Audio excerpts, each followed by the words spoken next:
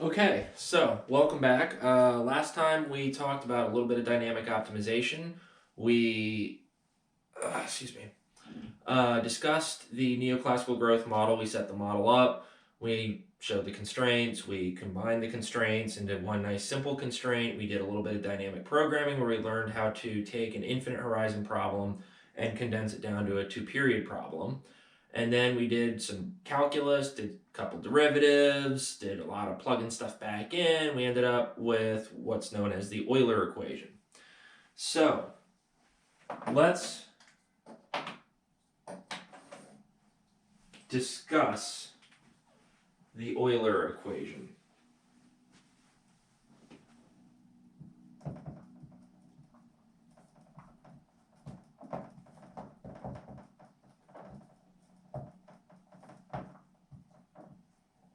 Now, last time I used different colors for the constraints and different variables, stuff like that. This time I am going to just do a quick run through again of setting the problem up, formulating the Bellman equation, taking the derivatives, and deriving the Euler equation. That way, just there won't be any confusion. So we had the problem where we had to maximize utility over an infinite horizon, meaning lifetime utility.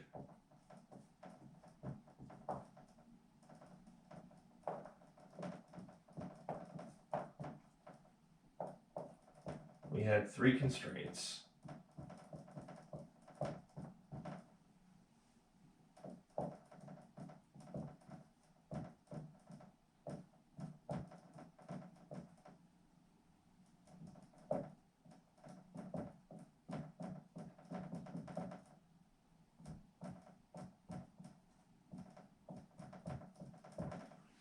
So we had these three constraints, and we wanted to maximize lifetime utility.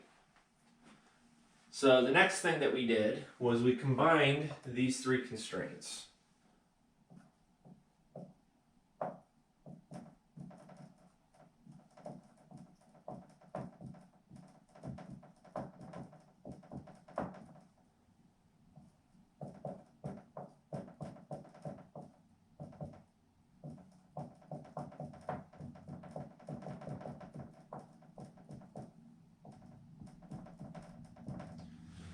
We got this, and then we substituted, or we solved this for CT.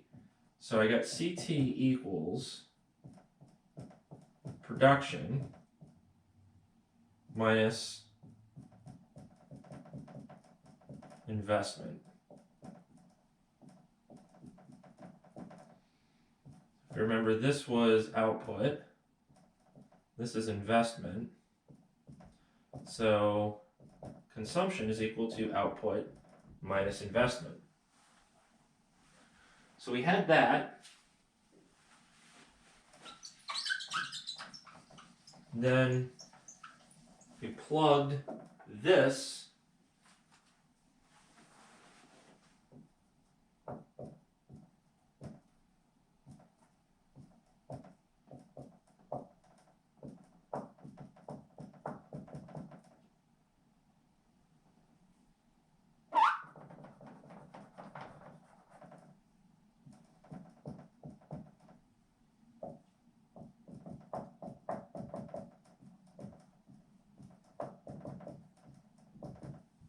So we plug that into CT for the utility function.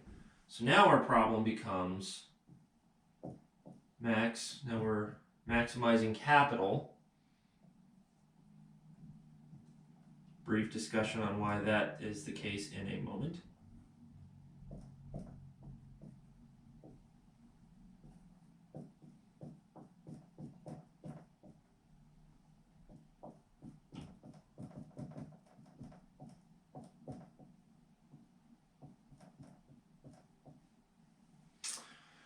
Okay, so this is what we currently have. We're maximizing capital in the lifetime utility function, which is now a function of strictly capital. Why did we do it this way? Well, a couple of reasons. One, if you look at this constraint, y equals c plus I, whatever we don't consume, we save. Whatever is saved is invested. Therefore, if we can optimally choose investment, then by just design, we can optimally choose consumption.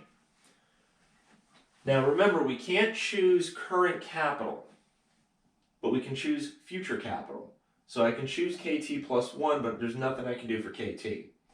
Right? So I want to figure out the maximum of this thing with respect to KT plus 1.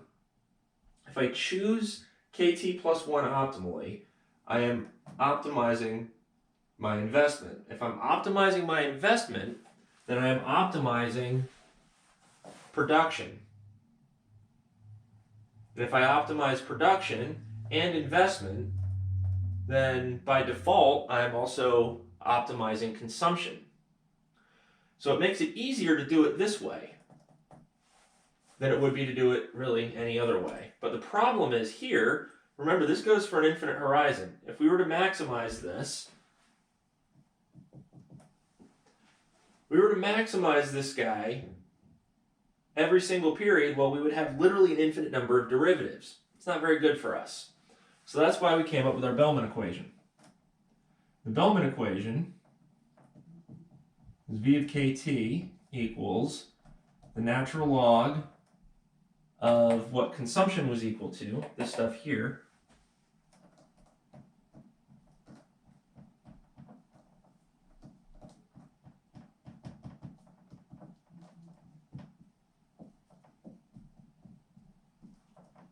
plus whatever happens in the future. Beta times v of kt plus 1. So this is the first period's utility, and this is utility from everything else, every other period. Therefore, because it's future utility, it's being discounted by beta. And this is what we had. Now we wanted to take the derivative with respect to kt plus 1. So that was step 1 of, well, it's not really step 1. It's kind of a lot of steps. Whatever step number this is, we'll say step 1 after forming the Bellman equation. We want to get the derivative of this with respect to kt plus 1. So you get dv of kt dkt plus 1. That's equal to 1 over all this junk.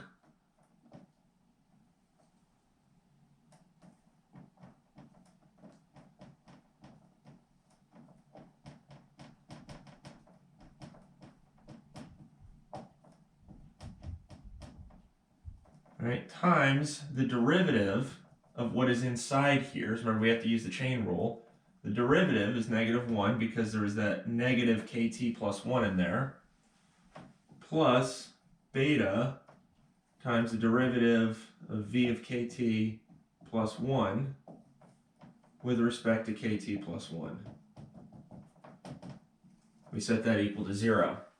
Now that's where the problem shows up, because I don't know what dv kt plus 1 dkt plus 1 is. I know what dv of kt with respect to kt plus 1 is, but these time subscripts don't match. The time subscripts here do match. So I can't just take this derivative like this and push it forward and plug it in, because then I'd have to take another derivative, push it forward, plug it in, and do that an infinite number of times. It doesn't really help me very much. But what does help me is if I take the derivative of this value function, v of k,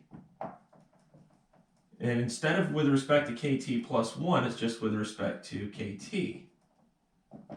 What does that give me? Well, it gives me 1 over at times kt to the alpha minus kt plus 1 plus 1 minus delta kt. Right, but now because it's with respect to kt rather than kt plus 1, I'm differentiating the inside of this guy with respect to kt, not kt plus 1. So here, at times kt to the alpha, it's the first thing that we've got to differentiate.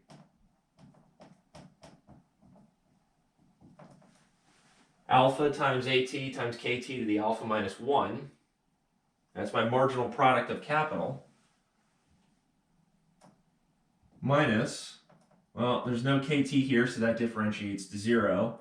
1 minus delta times kt. What happens with that? Well, if I take the derivative of 1 minus delta times kt, what I'm left with is 1 minus delta. Like that. But this is dv of kt dkt. I want dv of kt plus 1 dkt plus 1. So what did I do? Well, I updated all these time subscripts 1 period.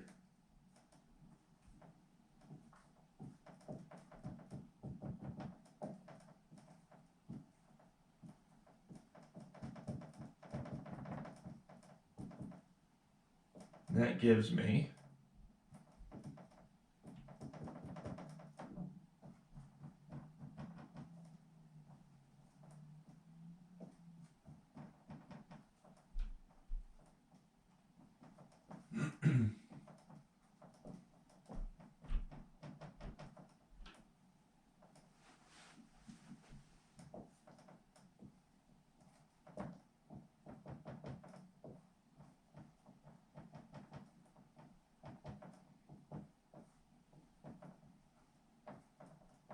that. So all I did was I just took that derivative of the value function with respect to kt rather than kt plus 1, and then I update the time subscripts, therefore pushing it forward 1 period, and it gives me this. dv kt plus 1, oops, derp. It makes me adult sometimes. dv of kt plus 1 dkt plus 1. Well, got this, and that's that.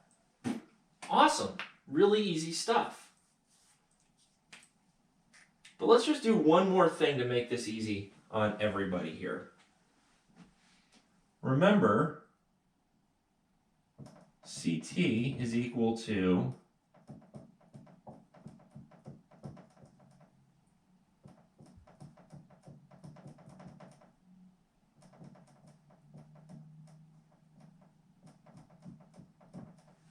production minus investment. And ct plus 1 is equal to tomorrow's production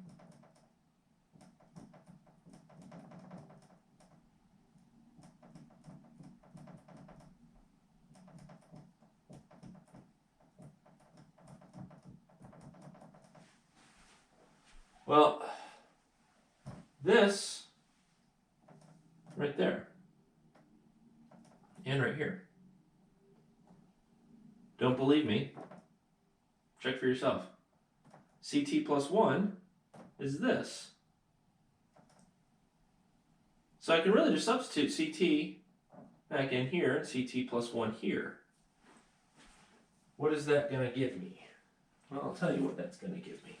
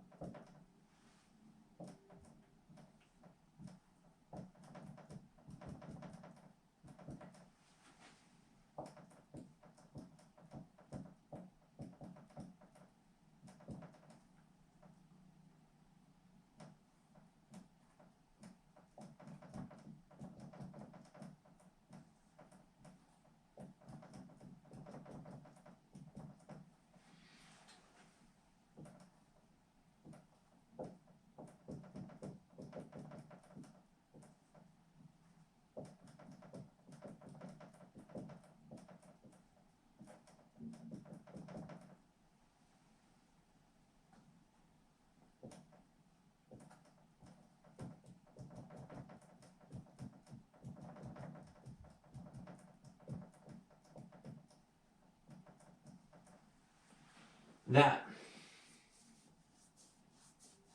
So I get 1 over ct times negative 1 plus beta times dv of kt plus 1 dkt plus 1. And I get dv of kt plus 1 over dkt plus 1 being equal to 1 over ct plus 1 plus alpha times at plus 1 times kt plus 1 to the alpha minus 1 plus 1 minus delta. And with this, I have all the information I need to be able to get my Euler equation. So what do? Well, clear off some space from the board.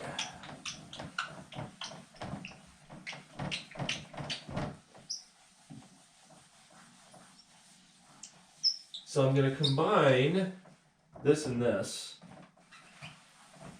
by plugging that second equation I got there in for dv of kt plus 1 dkt plus 1 in the first equation. And that's going to give me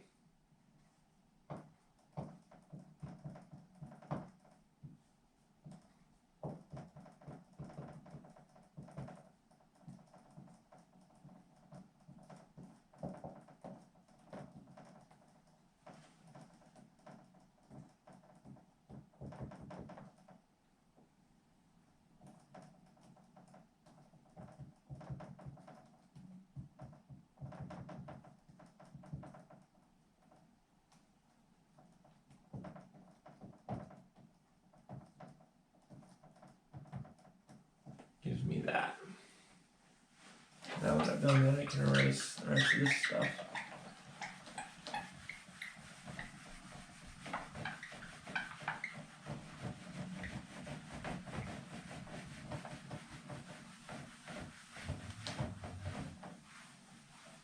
So I've got this right here. Now, 1 over ct times negative 1, that's just negative 1 over ct, right? So I can move that over to the other side of this equation, and that gives me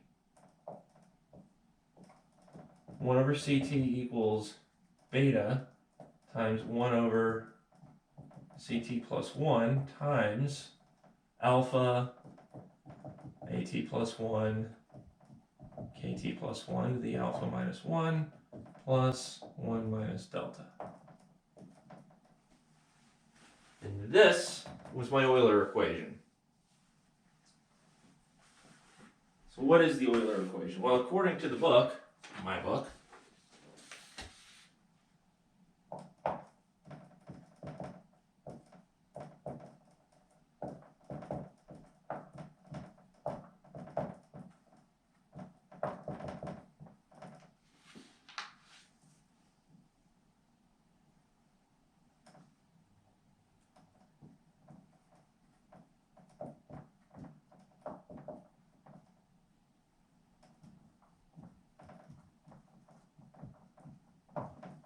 equates the marginal rate of substitution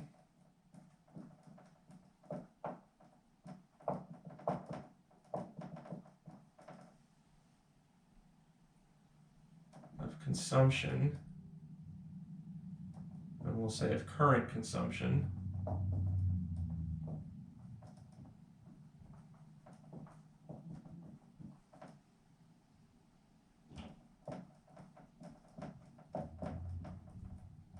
for future consumption,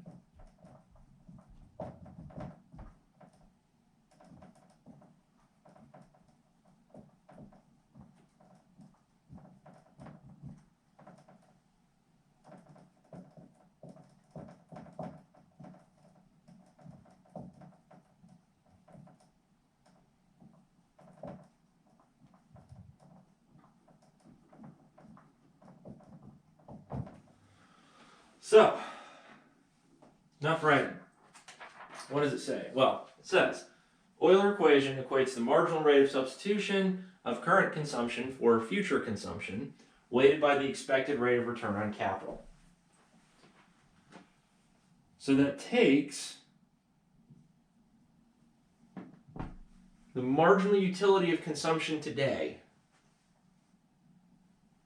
and it equates the marginal utility of current consumption with the marginal utility of future consumption, discounted by beta, multiplied by the expected rate of return on capital.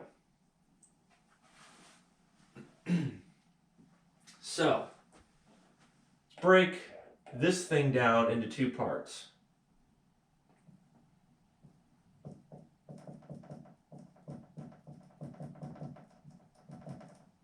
What is this guy?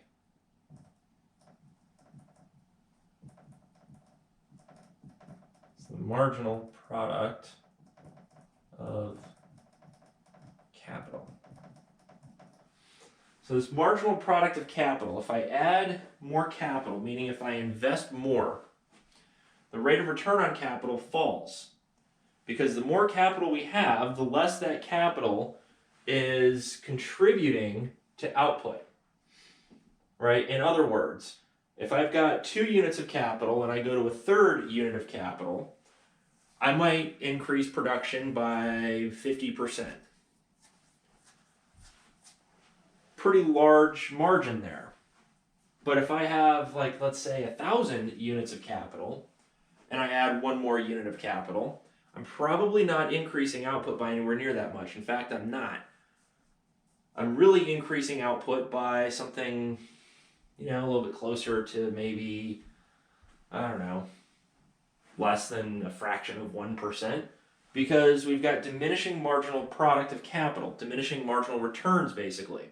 The more we increase the capital stock, right, the less that capital stock is going to be contributing to production. So if I invest a lot, firms don't need all that much capital, so they're not going to be paying as much for capital. So if I invest more,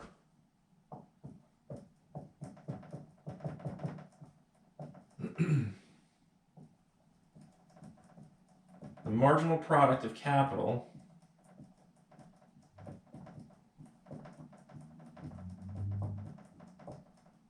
will fall.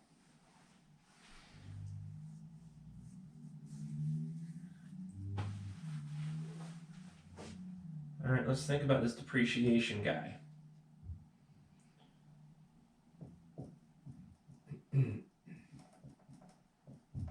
Well, this is depreciation on capital.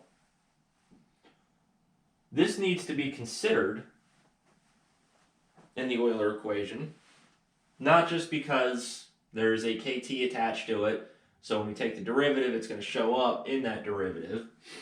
That would be the mathematical reason. The economic reason is, on the margin,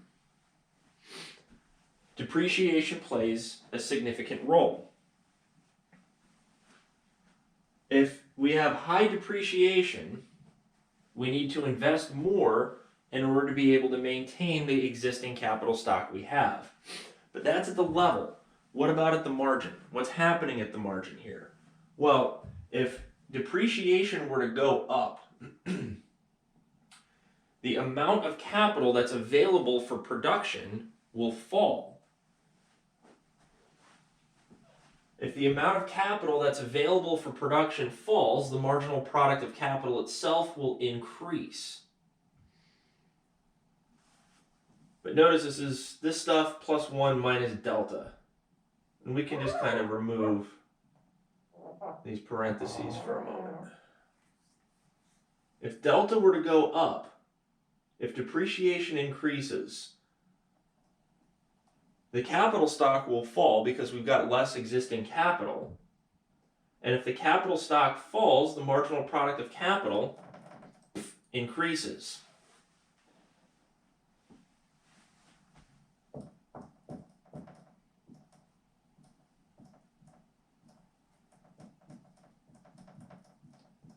So I've got MPK for marginal product of capital.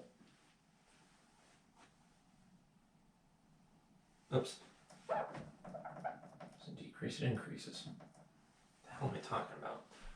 So if depreciation goes up, the marginal product of capital will increase. So that's some of the behavior that's going on within those parentheses. There's more to it than just that.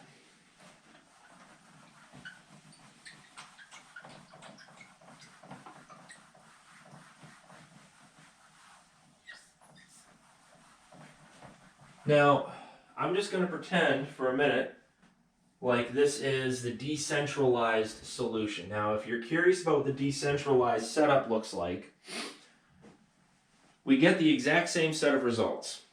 It's just we are allowing the market in the decentralized solution to operate in a way where we find an equilibrium in the market, but we allow prices. Basically, we choose the optimal quantities and the prices will sort of adjust accordingly, in which case we would have like an interest rate, namely the real interest rate. Now, like I said, you get the exact same set of results in this model for the centralized or decentralized. I may put a video up for the decentralized solution if you're curious to see how the results are similar, or even what the decentralized model looks like. I could put a video up for that just so you can see, although you won't be responsible for it on the test. That would be kind of mean on my part. But if we make that assumption, it's not even really an assumption, what we would have is that everything in the parentheses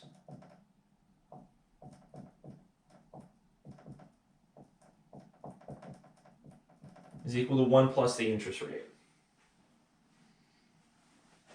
Let me rewrite this. 1 plus the marginal product of capital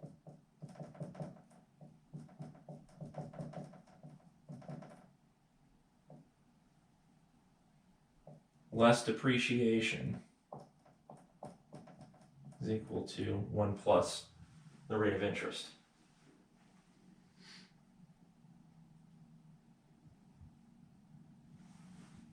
So if this holds, which in this model it does, it holds for a number of reasons. One, both welfare theorems of economics hold.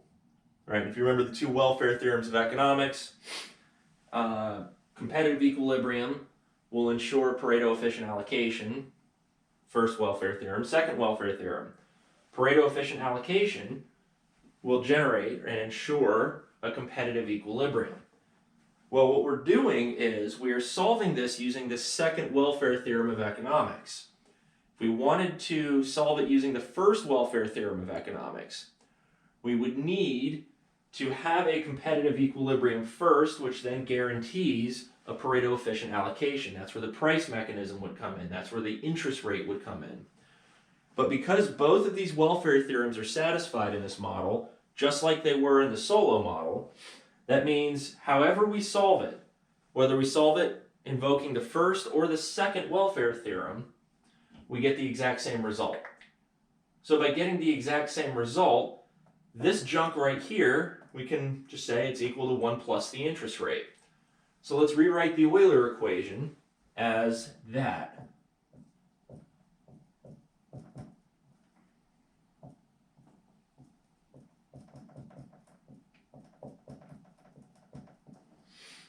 We get that right there.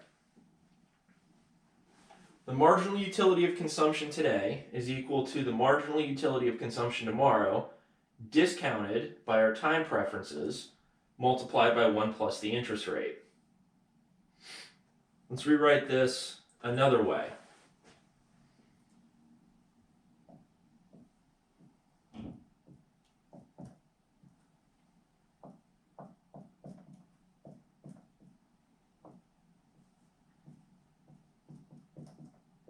Now ultimately this is really no different than what you just saw. All I did was just change the order of the multiplication, because the order of multiplication, as we remember, doesn't matter. So, let me get a puff of my inhaler really quick.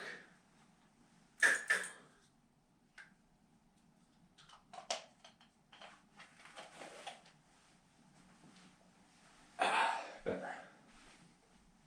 So, our time preferences times the rate of return offered by the market will help determine the flow of consumption over time. Let's rewrite this another way. Recall, beta is equal to 1 over 1 plus rho, where rho was what? I'll pause. let you think about it for a second so you don't have to push pause.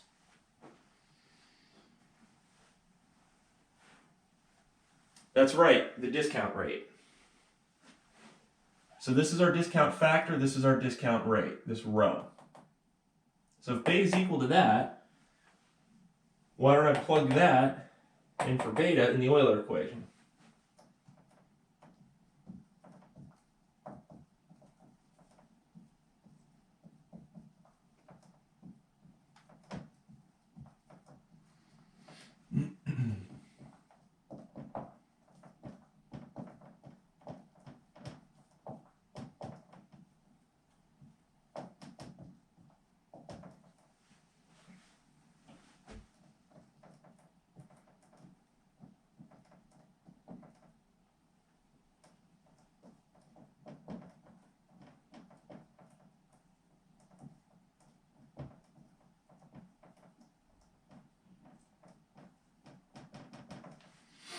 So I get that.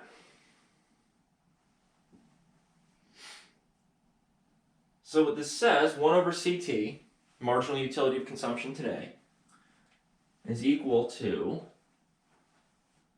1 plus the interest rate divided by 1 plus the discount rate, rho, multiplied by the marginal utility of future consumption.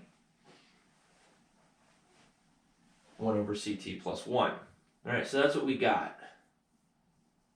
So really, so far, I've done nothing that remarkably different to the Euler equation. I've just changed the way that I have expressed two different terms. One was the marginal product of capital plus 1 minus delta. I just let that be equal to 1 plus the interest rate. And beta equals 1 over 1 plus rho. Well, I just let that be 1 over 1 plus rho. Because now this starts to make things look a little bit more intuitive. But let's do one more thing.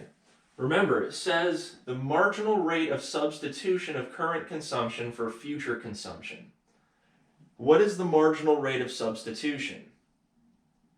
Well, it's the marginal utility of one thing divided by the marginal utility of the other. So this is the marginal utility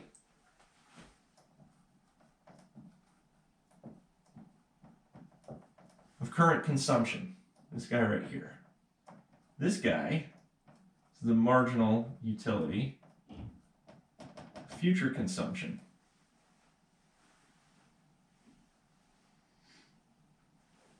If I want the marginal rate of substitution of current consumption for future consumption, I use MRS for marginal rate of substitution. That would be equal to the marginal utility of CT divided by the marginal utility of CT plus 1.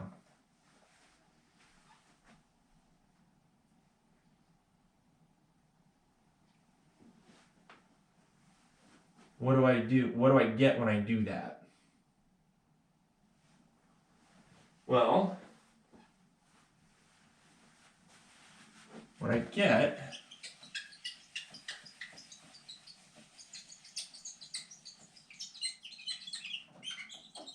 is 1 over CT divided by 1 over CT plus 1.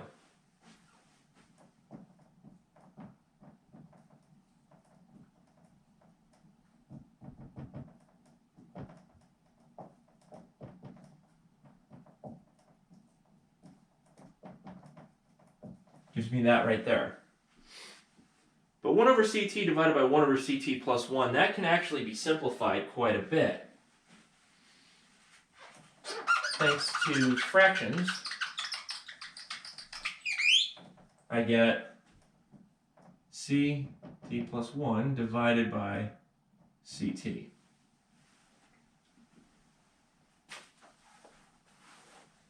So, future consumption divided by current consumption is the marginal utility of current consumption divided by the marginal utility of future consumption. But remember, the marginal utilities were 1 over consumption, so they flip. So that's what we get. And that is equal to 1 plus r divided by 1 plus rho. Now this is remarkably easy to interpret.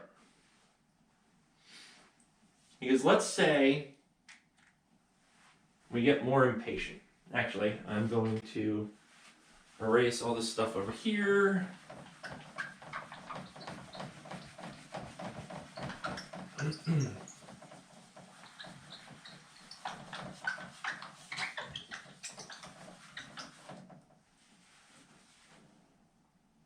Rewrite.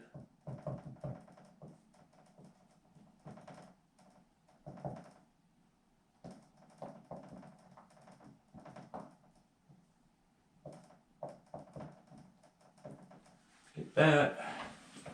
Erase this junk.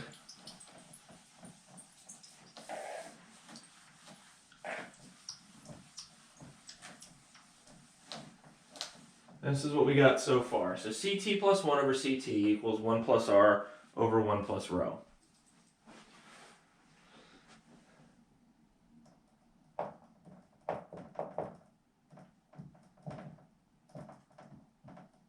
So let's say the interest rate goes up. All right, what's going to happen if the interest rate goes up? Well,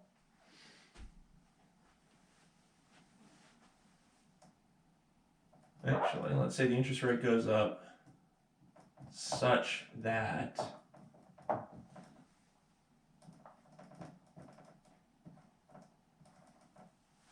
the interest rate is greater than how impatient we are, our discount rate. So if it increases to the point such that the interest rate, the market rate of return, exceeds how impatient we are, or really how much we would prefer to consume today rather than tomorrow, what that gives us is, or what this means in words,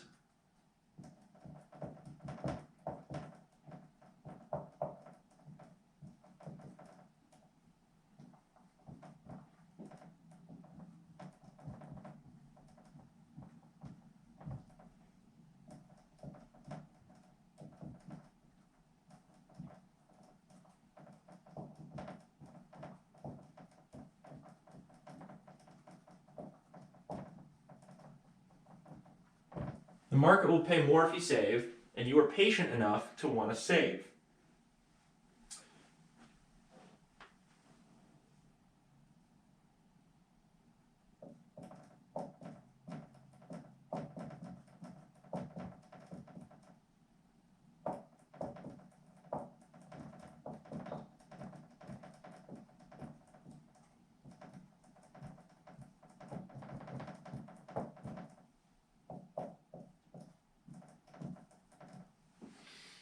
So you're patient enough to save, well, the interest rate's higher than how impatient you are. So what do we think is going to happen if we save more today? What happens? Well, if we save more today,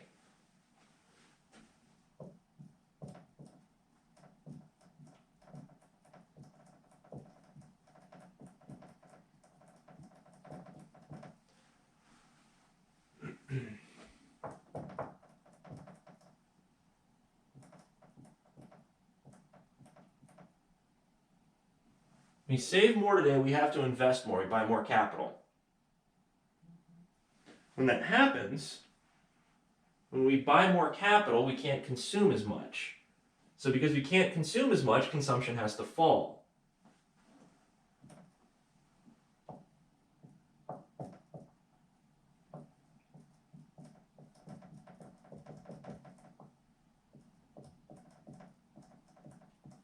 All right, but we're buying KT plus 1, future capital, which means investment increases.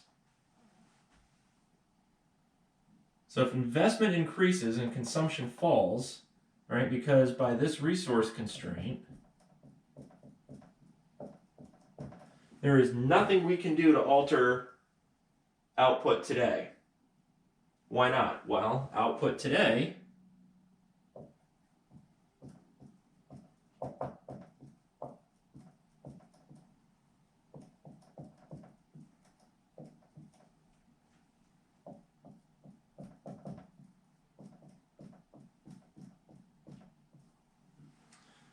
current output is equal to the current capital stock.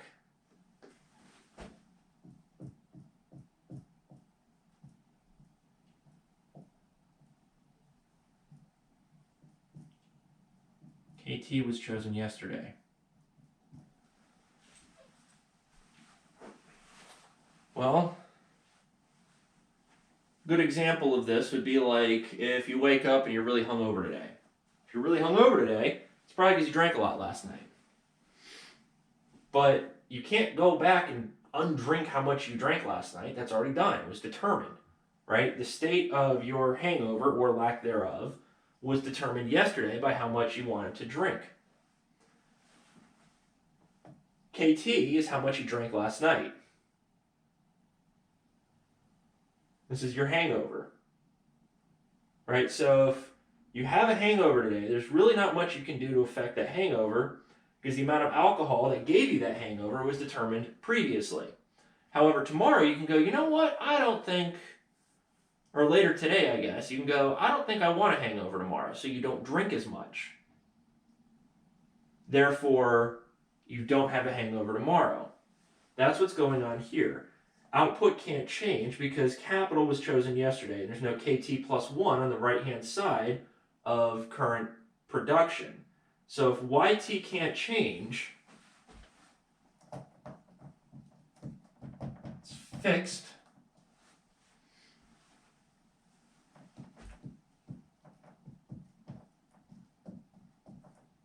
So if investment increases, consumption falls by the same amount.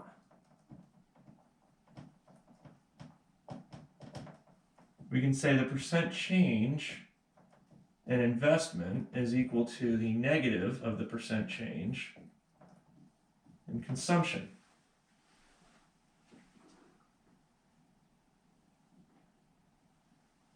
So it means if I buy more capital, if I get more KT plus 1, investment goes up, consumption has to fall.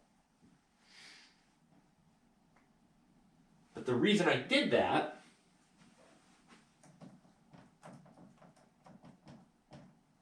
is because if I invest more today,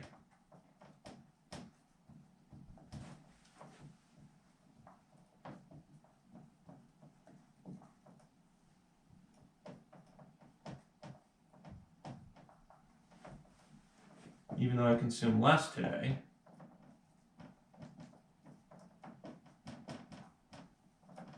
makes me kind of sad. I consume less today,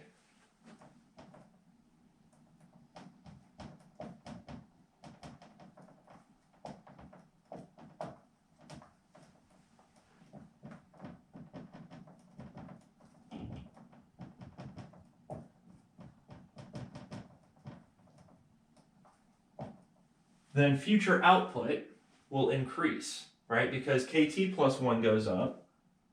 So if that goes up, then this guy goes up. If I have more output, I have more available to consume and to save.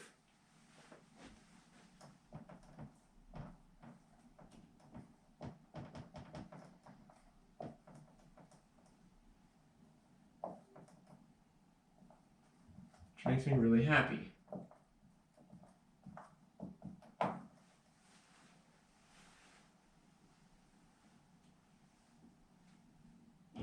So if the interest rate goes up and it is larger than my discount rate, then consumption, so I'll say if RT is larger than rho,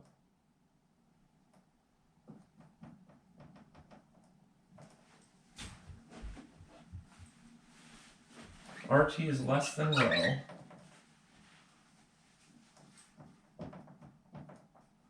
investment increases because we bought more capital. But in order for investment to increase, consumption has to fall.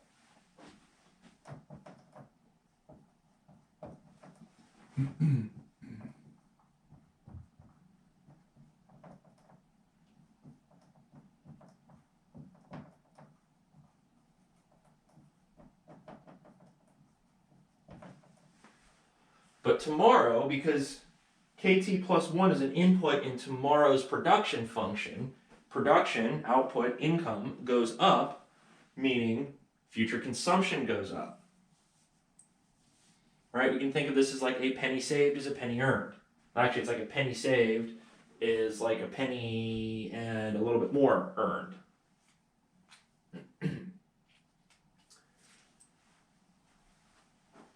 Another way to think about this is if consumption falls today because the interest rate goes up, right, what I'll be consuming tomorrow, right, 1 plus R over 1 plus rho times 1 over CT plus 1, whatever that is being discounted for the future to be worth exactly what it is to me today. So if I were to get that amount discounted by the interest rate today, it would be less than what I would have tomorrow, but it would be equal to the marginal utility of my current consumption, 1 over CT plus 1. So it's like a marginal cost, marginal benefit sort of thing that we're looking at here. Right? Now what happens if rho, well, let me write one more thing before I talk about rho. So to wrap this up, the interest rate exceeds my time preferences,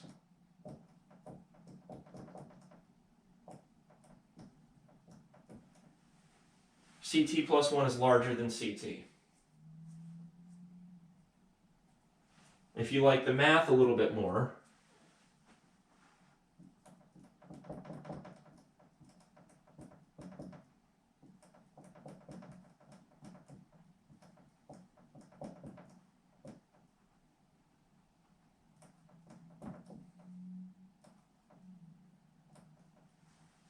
the interest rate's greater than rho.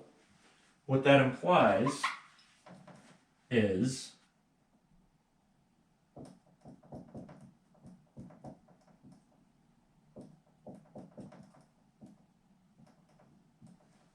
that is greater than 1.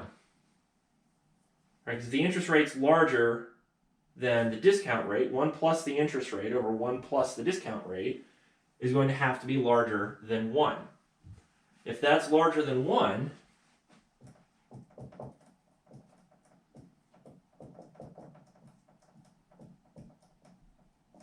must also, CT plus 1 over CT must also be larger than 1. If I were to multiply both sides by CT, I would get CT plus 1 larger than CT. So if you like the math side of it, that's sort of how it works. If you like the intuition, this is probably a better way to explain how it works. That's what happens if the interest rate is larger than the discount rate. What happens on the flip side of that? Well, let's talk about it.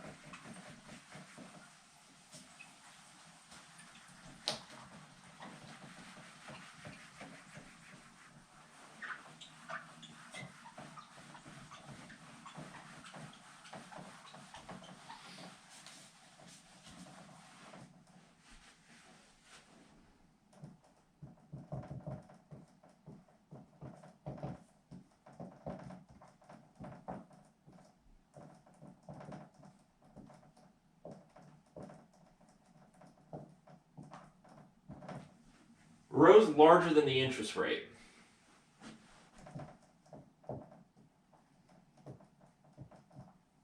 I'm more impatient.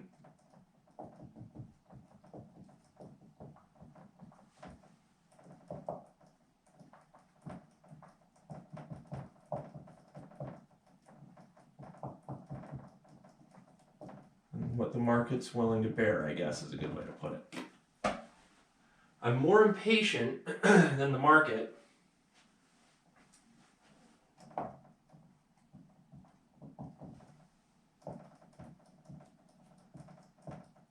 I don't have as much incentive to save.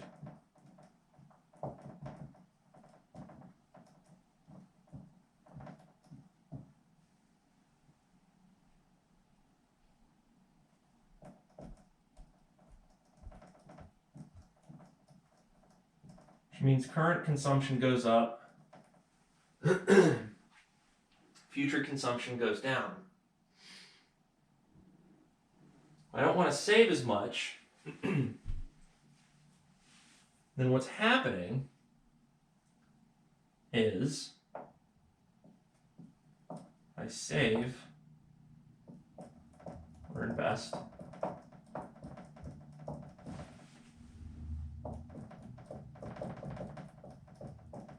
then KT plus 1 falls because investment fell.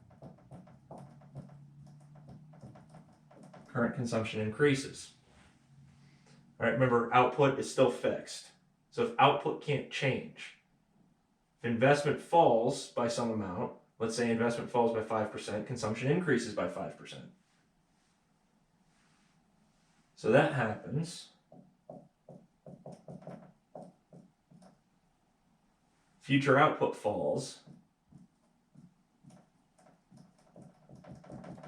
and future consumption will thus fall as well.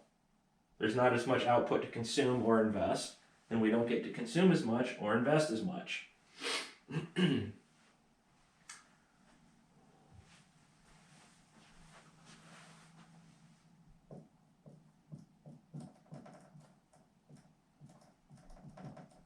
So if rho is larger than the interest rate,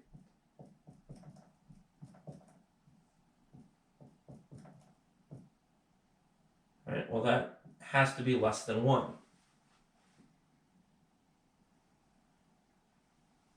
Which also means, to maintain equality with the Euler equation,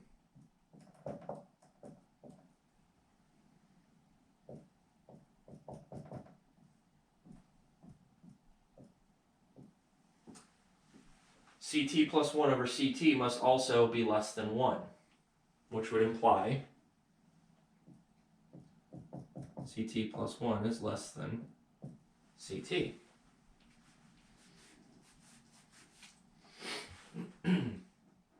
So I covered the case where the interest rate is larger than the discount rate. Covered the case where the discount rate is larger than the interest rate. What about when they're equal?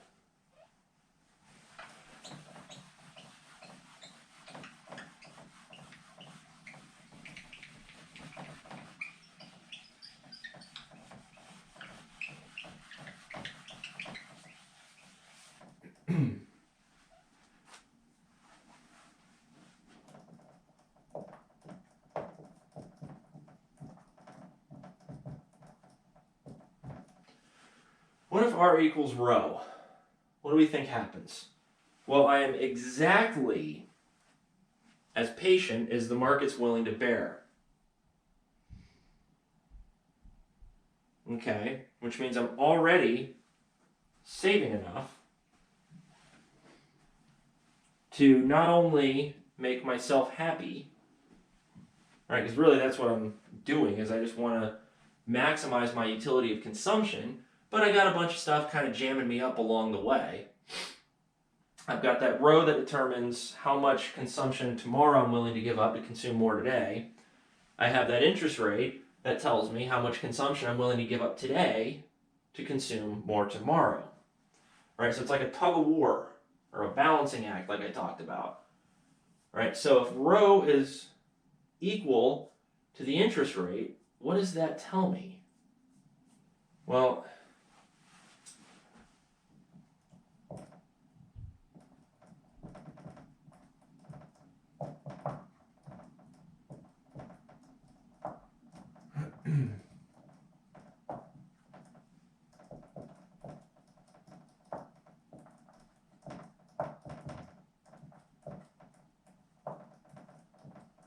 there's no change to investment, which means no change in KT plus 1.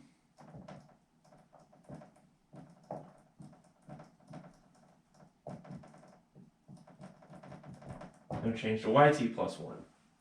There's no change to YT plus 1, right, because I haven't increased the capital stock to increase production. There's no change to production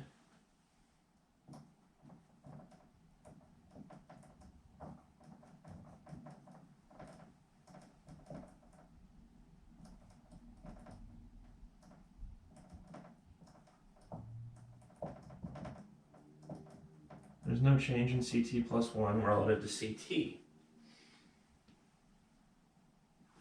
Huh, okay. So that last sentence, no change in CT plus 1 relative to CT. When I said there was no change in KT plus 1,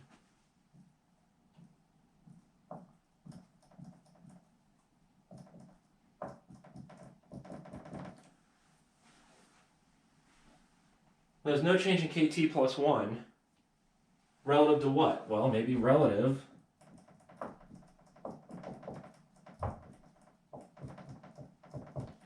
to KT. So there's no change in KT plus 1 relative to KT.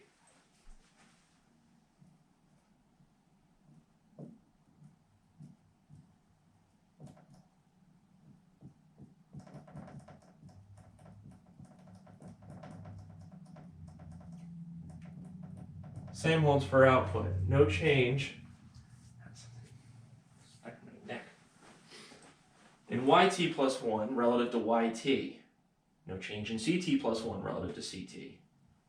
What do we think that sounds like? What is that kind of, what words do we think that's conjuring up in our head?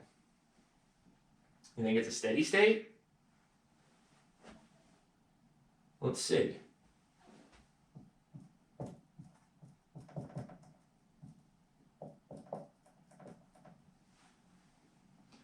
If the numerator, 1 plus r, is equal to the denominator, 1 plus rho, then that means CT plus 1 must be equal to CT.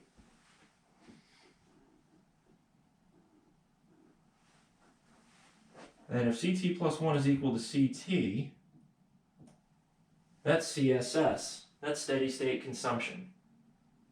So when we're in a steady state for consumption, consumption isn't changing. So in a steady state,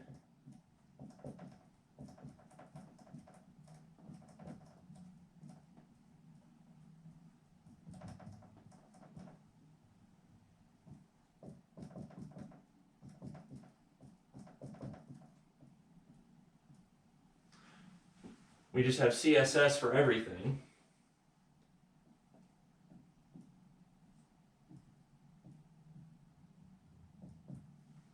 So I get CT plus 1, which is equal to CSS, divided by CT, which is also equal to CSS, is equal to 1 plus r. I drop the subscript on the r because we're in a steady state. Set that equal to, or divide that, I mean, by 1 plus rho. CSS over CSS is equal to 1.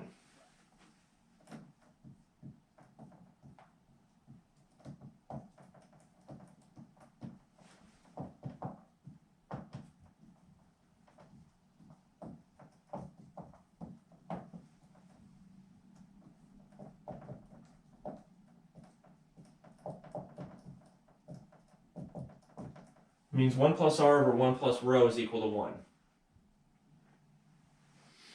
Multiply both sides by 1 plus rho. 1 plus r equals 1 plus rho. R equals rho. So in a steady state,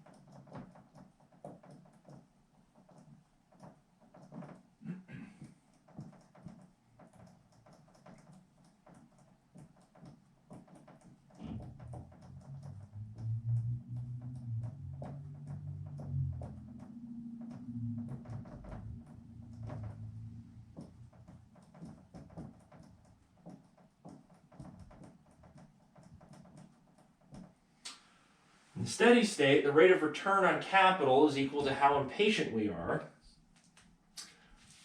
Therefore, we're not going to be altering our consumption or our savings behavior at all. So if we're not consuming anymore, then consumption stays the same. Consumption stays the same, output stays the same.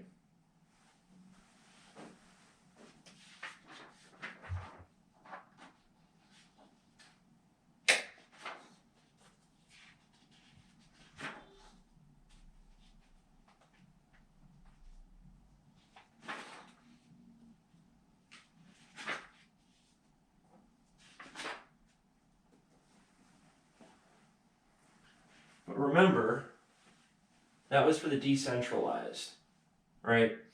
Where I allowed the interest rate to be equal to all that other stuff. What about when it's not 1 plus r?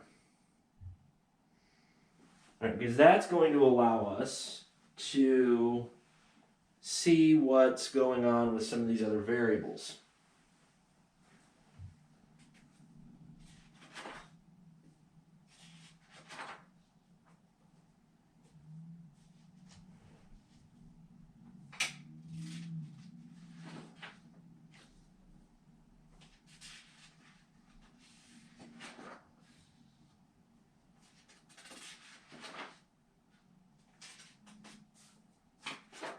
Well, with that, what we'll be doing is we'll be doing it in a different video.